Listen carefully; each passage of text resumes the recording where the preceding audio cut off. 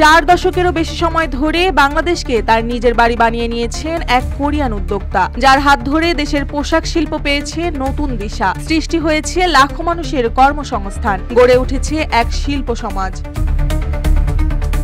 কিহাক সাং, তিনি এশিয়ার গার্মেন্টস মোগল। বাংলাদেশের প্রতি ভালোবাসার প্রতিদান স্বরূপ এবার পেয়েছেন সম্মানসূচক নাগরিকত্ব। দেশের বিনিয়োগ সম্মেলনের প্রথম দিনে সেই স্বীকৃতির মুহূর্ত।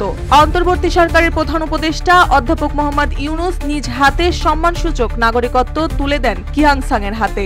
এই সম্মান শুধু একজন ব্যক্তির জন্য নয়, বাংলাদেশ জানিয়ে দিল যারা স্বপ্ন দেখে দেশের বিনিয়োগের জন্য তাদের পথ চলা কখনো একা হয় না। RICL TMX, যুগের পর যুগ স্থাপনা থাকে মজবুত। 1980 সালের গ্রীষ্মে প্রথমবারের মতো বাংলাদেশে পা রাখেন কিহাক সাং। চারদিকে তখনও গড়ে ওঠেনি শিল্পের চিহ্ন, অবকাঠামো ছিল ন্যূনতম, তবু তিনি দেখেছিলেন সম্ভাবনা। বাংলাদেশের কোঠামুক্ত সুবিধাকে কাজে লাগিয়ে গড়ে তুললেন ইয়াং ওয়াং বাংলাদেশ লিমিটেড। শুরুটা হয়েছিল মাত্র 200 কর্মী নিয়ে, আজ সেই সংখ্যাটা 1.25 লাখের কাছাকাছি। চট্টগ্রামের আনোয়ারার বিশাল মাঠে এখন এক বিস্ময় কেপিজেড। 2500 একর জমিতে গড়ে তোলা এই শিল্পনগরী যেন এক সবুজে ঘেরা আধুনিক শহর। পুরো এলাকা জুড়ে ছড়িয়ে আছে পরিচ্ছন্নতা, শৃঙ্খলার টেকসই শিল্পের ছাপ।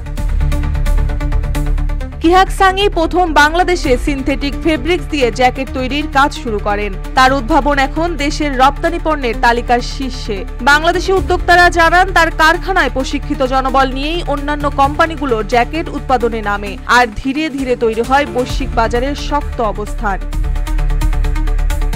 কোরিয়ায় জন্ম, বাবার ব্যবসা ছিল কোল্ড স্টোরেজের, কিন্তু তরুণ কিহাক হেঁটেছিলেন আলাদা পথে, পা রাখলেন পোশাক শিল্পে। ক্রেতাদের সঙ্গে পরিচয়, ব্যবসার ভিন্ন মাত্রা শেখা, সবকিছু তাকে তৈরি করলো উদ্যোক্তা হিসেবে। আর সেই সাহসী তাকে নিয়ে এলো 1000 মাইল দূরের এক দেশ বাংলাদেশে।